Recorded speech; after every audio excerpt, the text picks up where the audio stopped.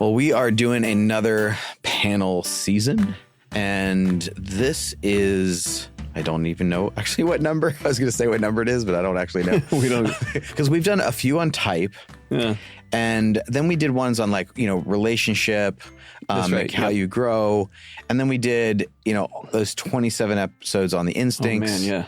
That was a lot. Oh, driven to drawn. Yep. Panels, but we're continually trying to pull this thread to try and understand the whole person. So what is this person like? How do they show up? How do we relate to them?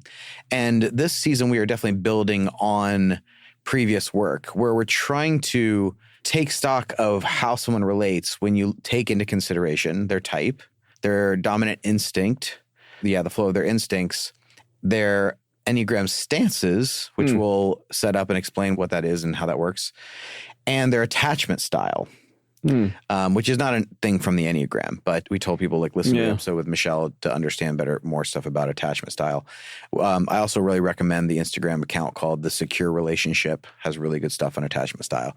So we're pulling this long thread to try and get this holistic picture of who we are and how we relate, especially in our most intimate contexts. Yeah. And the reason for the pairing, once again, between the two was because of primarily Michelle and what her work as a therapist. And she'd gone through a certification course and said, wow, these stances.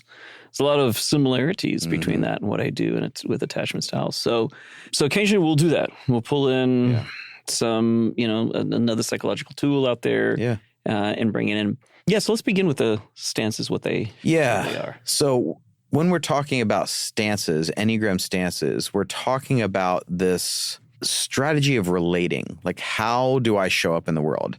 And I don't think it's a strategy that's intentional, but I feel like I'm still learning so much from our panelists, and I'm still I'm not putting these in the same categories as I was when I was thinking about this, several months ago. But we have 3 Enneagram stances that we're relating to, and we're talking about how they work together, that these also have a stack like your instincts. They seem to have a pattern of what you do first, what you do second, and what you tend to use last or third, your least used style. So we'll go through them. We'll give the classic sort of Enneagram perspective on them, and we also see, just like we did with the instincts, that there are anomalies. And some of that is because of people's understanding as far as where they are at that time, and they'll grow in clarity of understanding themselves. But there also can be an anomaly that people do tend to move in a different way than might be the norm because of the cultural overlays, which we've always come back to being a major factor. So let's just go through the 3 stances, the at or against stance, the withdrawing stance, and the toward or dutiful stance. Because those seem to be the terms we kept coming back to. We went all around, which terms are we going to use? Oh, man, we were trying to find better terms. We were trying to explain them in different ways. But we came back to those terms because they seem to be the most easy to use in context because they're very much movement terms. Yeah, and that's the thing with these. So feel free to look up the different uses of stances. There's different terms. So some call it toward, some call it dutiful. There's all kinds of different terms. But the ones we're using, and we'll give descriptions for it, and you'll see us use them and some others in the podcasts, but we're trying to stay consistent with there's the at or against, there's the toward or dutiful, and then there's the withdrawing or away. So let's just take a stab at each one of them. And again, what you said earlier, hey, I see things differently several months later. I do too. What I noticed with the at or against stance, and typically these are the types that are in that, would be the 3, the 7, and the 8. Yes. And that did show up pretty consistently. So that did. The classic Enneagram did hold up in that regard, that the starting point for the 3, the 7, or the 8 tends to be that at or against energy is the go-to strategy. Like, I'm creating an agenda. Yeah. Right. Yeah. And so someone might say, well, I know someone who is very much against, and they're not a 3, 7, or 8. They might be, say, a sexual 4, or they might be a sexual 6. And so what about that type, And we'll explain that a little bit, but essentially what we mean by at or against is people that tend to create agenda, whether by control or by persuasion or by pulling people into their agenda through charisma. There's still a drive towards my needs don't get met by being absorbed into your flow. Right. They get met by me creating mine and you joining into that flow. Or you aligning with that flow. Yeah. And I think that's very consistent with the 3 7s and the 8s. Yeah, they want things to go in a particular direction. They are trying to shape the way things move. Yeah. And that is, to some degree, all of us have a little bit of that. So if you're, you might be a 2 saying, oh, I do a little bit of that. And yeah, of course, we all do. Sure. But this is the one that is far more consistent in that area. It's something that is most of the time is functioning within the type. When we say it's your starting point, it's probably not the best term. What we're saying is it's really kind of the underneath. Yeah. It's either explicit or maybe not so, maybe more implicit. Maybe it's a little bit underneath, but it's always there. It's that kind of energy that's always present, even if you're not going there. Maybe let's say you're hanging out with friends and you're comfortable and you're chill and you realize, like, I don't really feel that right now. I don't feel that pull towards agenda. Great. That's because you're in a good space. And theoretically, we want us to be able to move in and out of those stances with a bit more flexibility and nimbleness. Right. But you'll see it be something that is somewhat underneath still and kind of flowing through your day with you. So that's how I would say the at or against stance. Anything that comes up for you? Well, I'm wondering if you saw this the same way, because it kind of reminded me energetically of the instincts, in that the initial stance is almost automatic. It's like very quick, almost before you start thinking and strategizing. But I started noticing that more in myself and the people I was around. And so I don't know if you'd seen that, a similar pattern to that or not, or if you have a different perspective on that. Or that it's automatic? That it's, first one, it seems to be like quick, automatic. When anything comes up, something comes up for the 3, 7, and 8, the automatic thing is like, I have to direct this. Yeah. Well, particularly if you're totally relaxed, let's say you're on vacation, there's no responsibility for you. You're just chill. You've got your book, you've got your, whatever it is that you like to have on vacation, and you're hanging out with people that you feel very safe and very comfortable with. Is your dominant stance going to be triggered or on high alert? Or no? Most likely not. Right. But does it tend to be automatic? I would say 100% yes, because it's not something we're thinking about. This is the difference to my mind between that and attachment styles. Where attachment style, the theory is that you learned this from the way you were raised. Right. I think that stances, it's a little bit of both, but I think you're kind of born with a predisposition, similar to the way you're born with a predisposition towards your type or towards your center of dominance. You might be more heart type. You're going to lean that. That doesn't mean you don't think. That doesn't mean you don't do. Right, of course.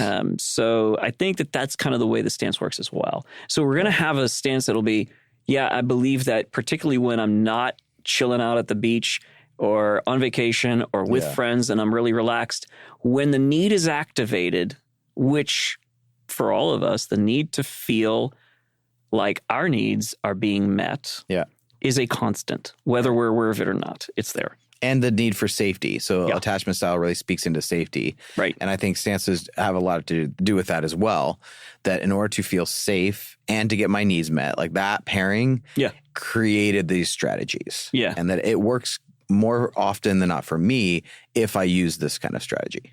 Right. Yeah. And it's pre-thought, but you do believe that that's the way you're going to get your need met. Yeah. Is through the stance. Yeah. And for the 3, the 7, and 8, it does, you alluded to it earlier, but it does show up differently. For the 3, they do create this current, like I'm pulling you along, and it might be through charisma or through strategy, but it's going to create the flow. With the 7, it's a lot more persuade, convinced, I'm anticipating and thinking about it. And for the 8, it's a lot more kind of like directive, could be elements of control, but it's trying to shape it. Yeah. So that is the 3, 7, and 8. So that is what we refer to as at or against energy. So often in typing interviews, actually now, one of these 3 energies is the first thing I'm looking for, because it tends to help me get a direction. So I'm noticing right off the bat, does this person have that at or against energy when they're bringing it? Because just like the instincts, I feel like now interacting with them a lot more, I feel them and experience them more as energies. I don't know if that's just because I'm a body type, but for sure I start to pick up on the feel of that thing going on when we're trying to have a conversation. Yeah. So. Oh, absolutely. I think it's great because, you pick up on people's energies are the first thing. And we've said this before, before words, before anything, it comes up right away. Yeah. The next one is the toward or the dutiful. And I like the word dutiful because toward doesn't quite get at it for at least one of those in that triad. Yeah. And this is a term, the at and against and toward, like some people had a hard time differentiating this. Oh, yeah. And so there's a lot of interpretation to that because at people thought they were moving toward, you know, and toward some people experience it as at, but really differentiating between those terms. And so that's why I really think the term dutiful is helpful, is because it really does differentiate, because dutiful is just kind of like, okay, well, what do I do? There's like a responsibility. Yes, very much so. And that gets at the toward. Yeah. So the toward is like, dutiful carries the toward, whereas the toward doesn't carry the dutiful necessarily. And that's why I like that word. It's good. So if you've got a dutiful type, which would be the ones, the twos, and the sixes, you're going to have a sense at which there's a level of reciprocity. So we've talked about the heart types being reciprocal. So 2, 3s, and 4s, it's, it's that reciprocity through I do for you in hopes that you do for me at some point. Or that I, through doing for you, will receive something out of it. Yeah. That I will experience this kind of fulfillment. Yeah. And the dutiful types, it tends to be more in the area of responsibility. So I do this because it's the responsible thing to do, and I want to be responsible. And then in terms, I hope that you respond in kind. Right. And so there's a looking toward the group, towards other people, and meeting them that way. And in that way, they get their needs met. Like, I've done my part, and I'm hoping you'll do your part, to meet my need. And so this could tend towards, people feeling like, again, the confusion between that and the at or against, because there is a movement toward, and depending upon the type, it can be a little stronger, right? Yeah, for sure. You might get a type 2, say a sexual 2, who's a little bit more toward, that can start to feel like a little bit more against. Yeah. Because it's not necessarily that toward or that dutiful will be chill in the process. Right. And some people are very sensitive to picking up on, well, this feels like agenda to me. Yeah. Even though the heart behind it is like that responsibility piece. I'm trying to, because there is an element of conscientiousness that's really built into. Oh, very much so. Very built into the toward dutiful stance. Yeah. Yeah, for sure. I think that's true. I think they'd have more conscientiousness for sure than some other types. So that's where that is different than, say, the agenda. Right. So the duty versus the agenda. I'm here to serve the group and hopes the group serves me, or the individual serves me in return, depending upon whether you're social or more of a one-on-one type. And then the at or against is much more of an agenda. Like, I want to set the agenda, and I hope that you jump into the agenda, and flow with me. That would be the distinction. Yep. All right. Finally, the away or withdrawing stance. Yeah. So that would be the 4, the 5, and the 9, classically. This was a fascinating one. I think I learned a lot from listening to the withdrawn stance, because what I learned there was this is like a management of energy, which was fascinating because I've always attributed that just to the 5. Yeah. But then I heard from the 4s, and they were like, oh, yeah, there's a management, but it may not be necessarily energy, but it's a management of how much is being taken from me in terms of my identity, my person. So the 4s feel it that a little bit more that way. The 5s feel it more as a management of energy. Yeah. But it's still like, I want power over the requirement of my contribution. Yeah. With all 3 of those. Yeah. Well, I mean, just that, like, I want say in the kind of contribution I'm making, or what's being required of me. Yeah. I think one of the really good questions you asked of all of the withdrawing types, and I was like, this is exactly what you have to be asking, is like, what does the withdrawing do for you? So when something comes up and you may just retreat into your own head, we may not even see it, or you might need to physically pull away. Like, there's something that there's I need to come back to myself before I can return to you kind of thing, or return to this task or whatever. Like, what does that do for you? And we got such a variety of responses from nuanced. Those three types. Oh my gosh. Very nuanced. Yeah. Like, oh, I get a different perspective. I get a different energy. I am less attached to what I come back to. Like all of these different things that the withdrawing energy does for them. But it's a strategy that serves, again, being able to manage the energy or what is being asked of me so that I can remember myself before I have to come back so I don't get lost in your agenda. Like all of those factors could come into play with that. So to all three, not all three types, but to all three stances, there's two components to this stance, the protective and the connective. Yeah. The protective is like, what way can I protect myself from being taken advantage of or losing myself or something? There's a protective nature to it. And there's a connective nature. How do I connect? How do I get my needs met? Right. And what was fascinating when we talked about the withdrawn stance was like, oh, that's how it works for you. Because to me, it wasn't intuitive that you would get your needs met by withdrawing. That made no sense to me any more than it would make sense to them to be in the against or the at stance to get your needs met. Like, in what way does that work for you, right? So because we're so different, we're trying to understand how do you get your needs met by withdrawing? Because you can imagine a relationship where a more dutiful or toward is in a relationship with a withdrawing stance type. And that is what's maddening is how in the world how do you care about relationships? Because you obviously don't care because you're withdrawing. Right. You know, and then the other one to the other is like, well, you're trying to control me. Right. How is that? And you're clearly can't meet your own needs. You want me to meet your needs or something to that effect. So this is where it would create these massive gaps between people.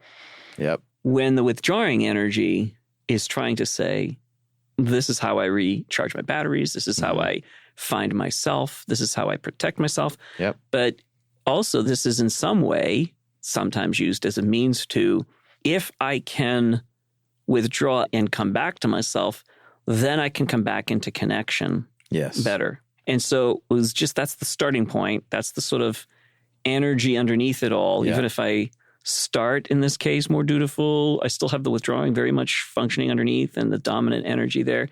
And so I want to make sure that I have done what I can to be able to then come back into the relationship and connect more deeply. So, so they have to ask that question, like, who is coming back? Because for, 3, 7, and 8, they're not going to necessarily understand that. They know, and I've told this story, before about when I was first married to Abby and like something would come up. I was like, we need to talk about this right now. And she's like, I'm going to actually disappear to the back room with my journal for 2 hours. Then I'll come out and talk to you about it. And I was like, well, this is like not right. It seemed wrong to me. But then she'd come out, she'd have her notes, we'd have the discussion. It was all fine. But she needed that withdrawing space. And like, I was ready to go, right now. And eventually we just learned that, we make space for this. Like, what do you need? And I think that is one of the things I want people to get out of the season is to actually go like, well, what does the person I'm with actually need? This most intimate relationship, what do they actually need? Can I understand when they're coming toward? And I can be like, okay, I want to make space for that. I really appreciate you coming toward. I just need a little space right now. Or like, I understand that you have an agenda here. Like, that's totally fine. And I appreciate the agenda that you bring and the way that you direct things so often. It's a really gift to our family or this partnership or whatever. But like in this space, we might need to actually just show up for our friends over here and just allow them to set the agenda, because they actually know what's best for them in this situation, right? We're going to give them that space. So I think the point of all of this is that we do have more grace. We have more empathy for the movement of another. And I think this is a game changer in relationships. So when you see how this person moves, and we mentioned the stack before, because we saw this showing up just like we did with the instincts, that you have a go-to and then you have a secondary and then one that you use less. Now, there was a lot more variety. It is definitely not a 1-for-1 in how that works with instincts. It works differently because some people, they really spend a lot of time in those first two and never go to the third. For some people, they can go through them pretty quickly. One thing that I thought was really brilliant that you brought to the instincts conversation is that in times of high stress, a lot of times people will live more out of their secondary instinct than they will their dominant. And I have suspected that might show up in some of the stance stuff too. Interesting. Yeah, because I started paying attention to that with a number of couples that I had conversations with, and I was even listening for that within the podcast. So I'm still kind of curious about that. That's a great insight, because I think that just made me think about me, that I think when I'm at my best, I'm definitely in the against stance, but I'm not in the hard edge of that. It's more of the initiation, more of the in motion, moving towards something. Creativity, inspiration. Yeah. Those are at energy. But if I'm elements. Stymied in that space, then I go to withdraw very quickly. Yeah. And I've spent a lot of time there, and it's not good for me. Yeah. That's not a good space for me. So if I can come back out and then live more from the other two. Yeah, this is a really good insight. And so I was talking, for just an example, I was talking to a 1 and a 3 couple. And for the 1, very aware that she was toward first, and then she tended to go to at second, and then go to away last.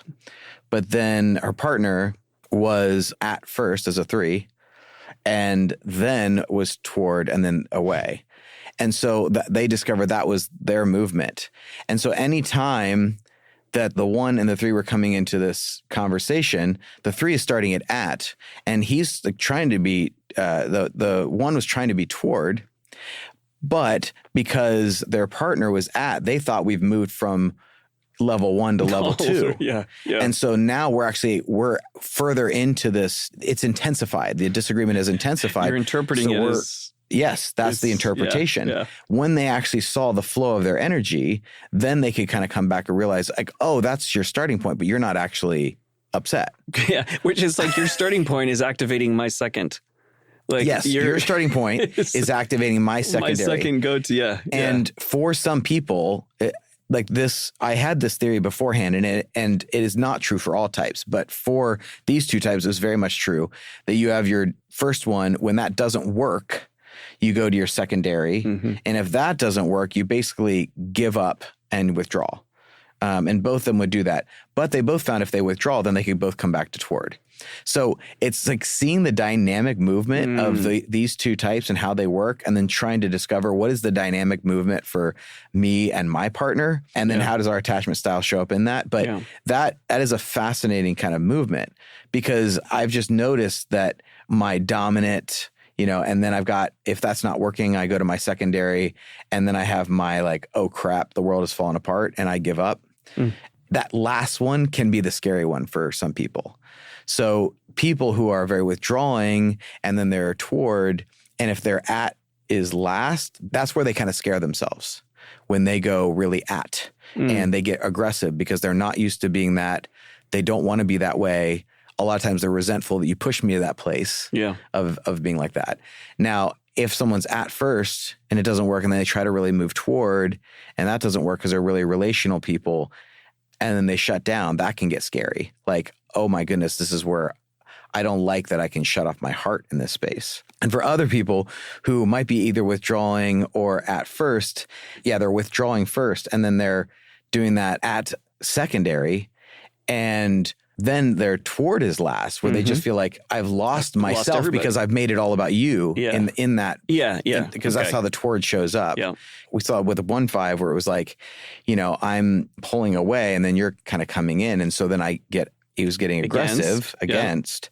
Yeah. Then you're like, cue the flowers. Yes, because you've lost relationship now. You've lost relationship now, and you go to that toward last. And there can even be some resentment about that. Like, you pushed me to this place, right? So, that's true, because that third one doesn't work really effectively. Unless you know how to integrate it. Yes. Right. So we tend to be least practiced in one of those stances. Yeah. And so there's this flow of that energy. And I think that's one of the most fascinating things that we discovered is that pattern. If 2 people, your first is my second, now I think we've escalated when we haven't. Like I can interpret your interaction that way, that we do have this flow. There tends to be one we use the least and we are the least practiced in, that being a major learning. So this is why these cycles unaware actually don't work. So if you go to your third because it's the oh shit one, because you're like, okay, now the first two didn't work. Yeah. That third one doesn't actually help you unless it's consciously practiced. Because what you do is you go to that because nothing else worked. Yep. But you can't live there because it's not your natural place of being. So then you don't probably like it. You don't like it. It's not you at your best. You don't like yourself there.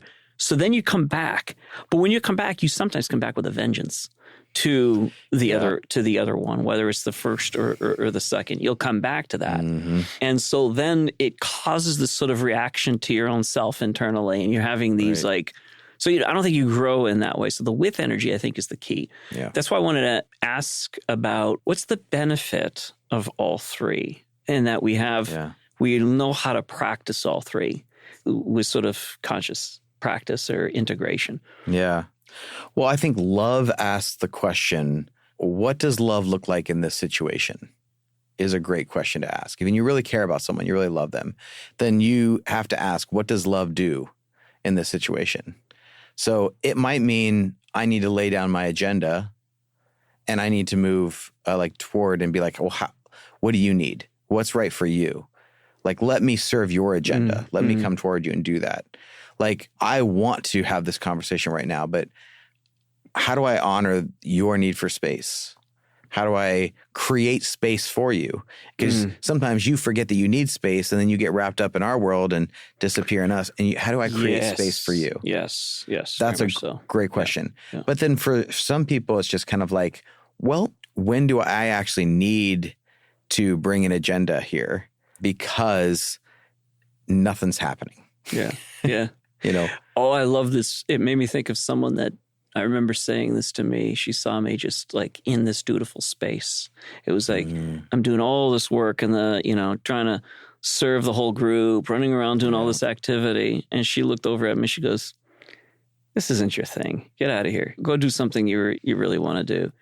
And that freedom was like, and it was great because I felt like not only was I free to leave, but I also felt free to stay at that point. Like I didn't have to leave. It wasn't like, all right, I can, but she recognized I needed that space to return to the more agenda setting and kind of, let's get back on this. So I think that's a really good, not to trigger some people, but the whole WWLD, this would be what would love do instead of, what would Jesus do think.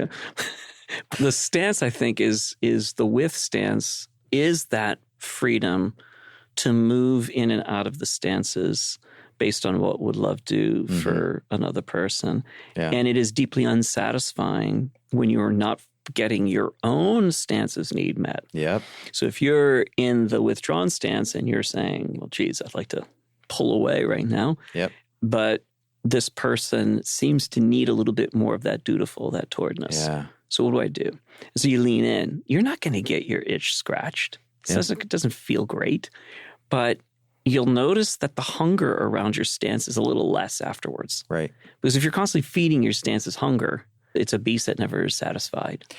Oh my goodness. And I guarantee that people have seen the extreme version of all three of these stances. People who only live in that one. People who can never go toward another, or they can never seem to even back away. They're always they're always setting the agenda. It's always my way, the highway. Yeah. Like that is incredibly And they're exhausted difficult. Too when they live in that. They're exhausted in that. Yeah. And there's some people you've seen that are like, they're so about everyone else. They're like, always, what do you need? And it's just kind of like, give me a little space. Like they're just so, this is my only identity is whatever I'm doing for you or moving towards you in that way. And then we see people who are like so withdrawn, so shut down, they can't come out and engage. We've seen the extreme of people living in their stance. Yeah. But again, we remind people like you have all three centers within you. You have all 9 types within you. You have all the instincts within you. You have all these stances within you. And it's about the integration and the practice of them. Yeah. In practicing sometimes the one that is your, least practiced.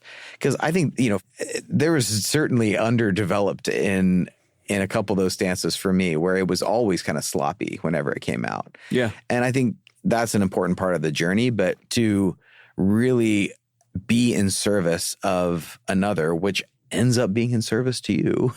Well, let's go there because there's two sides. There's one that's the love and what would love do for the other person, but there's also in what way can the stance serve me? Because the stance has to serve you. Yeah. So there are places, let's say, for example, you are under-practiced in the against stance. Mm. So you're either withdrawn and then toward, or toward and then withdrawn. Yeah. And, well, what happens when you don't have the against stance? Yeah. You can get caught up in indecision. You can get caught up in...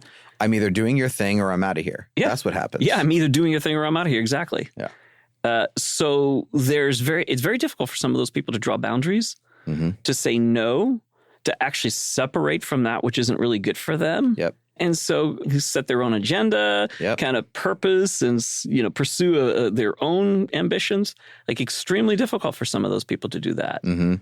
And what the terminology I learned from Janae, who is on our podcast, she talks about under-boundaried and over-boundaried. Like when she talks about the terms around boundaries, I thought that was really helpful terms because what you get sometimes with certain stances, certain types, certain movements, you get under-boundaried and sometimes you over over-boundaried. And so that's one of the things that can come as a cost if they aren't practiced and integrated. Yes. And so that's why things like so the against stance is helpful in that way. The withdrawn stance is very helpful sometimes when you have been in the sort of motion doing active and you're not pulling back to actually look within. You never checked in. You haven't. No. Everything becomes about someone else's agenda or the agenda that you think you need. Yeah. Thing you think you have to do. Yeah. Without actually pausing and reflecting, is this beneficial and helpful? Yeah. Yeah. And I think the benefit of the toward stance, the dutiful stance, is that exchange, which I find challenging for me. I'm doing it far more now than I ever have. But that has always been a sort of struggle for me, is that like the exchange of I do and then I receive in that as well. Like there's the back and forth. Doesn't mean that the dutiful people do this well. It just means that there's an attention towards it. Any more than people who are in the against stance do agenda really well. They don't necessarily. But it's where the attention goes. And so is developing it at its best. So the dutiful is the ability to say, what is my contribution to the whole? Yeah. And what can I receive also from that contribution? Yeah. What others have to contribute to my life. And to stay in that space of like the back and forth. And that seeks a sort of calibration. Yeah. It's a beautiful calibration when you can enter into it. This is like rhythm of back and forth. You're capable of seeing when someone's giving and you're in the receptive mode. You're also back into the contributing mode. Yep. And I find that is probably more challenging for certain types who don't have that as their starting point. But that's such a gift in that space. Yeah. And so I think it's learning to move in that within yourself, like what is good for me, as well as what is helpful in the relationship. Yeah. And Abby and I talk a lot about like the space between, like what is the nature of the space we are creating between us? Like what energies are we contributing into that space? What are we bringing to the table? How are we influencing the energy that is moving, kind of between us? And understanding the benefit of all of these things, like allowing that give and take, allowing that movement or that push and the pull, the receptivity, like allowing the tide to rise and fall, like allowing all of these movements to happen. Yeah. And just go, okay, well, that's the space between us. And it is very water-like. It has a lot of dynamic movement. It can take the shape of anything like water does. Like that is something we want to have fluid and moving. We don't want that to become concrete. We don't want that to become hardened, because that's when both parties in a relationship become immovable objects. Whatever it is, one's always pursuing and one's always running away. One's always creating an agenda and one's always just going along with whatever that person wants until the resentment builds up over years. And we've seen couples like that where I went along with this person and just did what they wanted for all of these years, and now I've had it. And I'm going, well, you didn't keep it fluid. You didn't allow the movement, the dynamic movement. And yeah, maybe it was working for that person for a while, but now it's not. Yeah. So allowing that space between to be utilizing all of these things, like all of these energies, and allowing with to say, well, like, what does love do in this situation? And what can I contribute to this space? And I think one of the biggest things for the stances for me is like, when do I actually need to dial down my agenda? Because for me, you know, the 8 part realized I create agenda out of my own anxiety that if you can't do this, then it'll become my job and I'll have to step in. So whatever your reason for enacting your stance, depending on your type, like what is the thing that you fear will happen if you don't use that energy? And I think that is a really good question. It's a big eye-opening one. Yeah, it's super eye-opening for people to create growth when you start asking, okay, well, what will happen if I don't move toward them? Yeah. What will happen if I don't pull away right now? Well, it shows the ridiculousness of that belief too, doesn't it? Yeah. Well, it does. It kind of exposes it. It's just kind of like, what am I? It's like really? Is that really going to happen? Oh my gosh. Yeah. Like sometimes the right question, I can really escape my own absurdity. Oh, it is so true. Yes. But I think that's a really good question to ask yourself. Like, okay, so this is my tendency. Well, what will happen if I don't? Yeah. We'll learn so much from that. Yeah. So I'm excited for people to hear this season. Like it's been a long time coming, and that we've been working on this. And these seasons are just so much work just to find all the people and then, you know, do all the conversations and have them all, put it all together. But it's such a contribution to this world that we're trying to influence, and it's so good. And so I'm so excited that people are going to be able to learn from this. And I do think it will radically reshape the way that you can relate to your most intimate companions. Yeah. So it'll be good. So thank you so much for listening. We are looking forward to dropping that entire panel season next week. And I really think it's going to help a lot of people understand how they show up in their relationships and how they want to show up and what's going on with the most significant relationships in their life. So make sure you are subscribed so you see when that comes out. So you can follow us on social media or keep up with us at theartofgrowth.org, where you can sign up for our newsletter, take a free Enneagram test, a free instincts test, and get started on the journey. But that's it for now, my friends. I'm signing off, but you will hear from us very soon. This is gonna get good.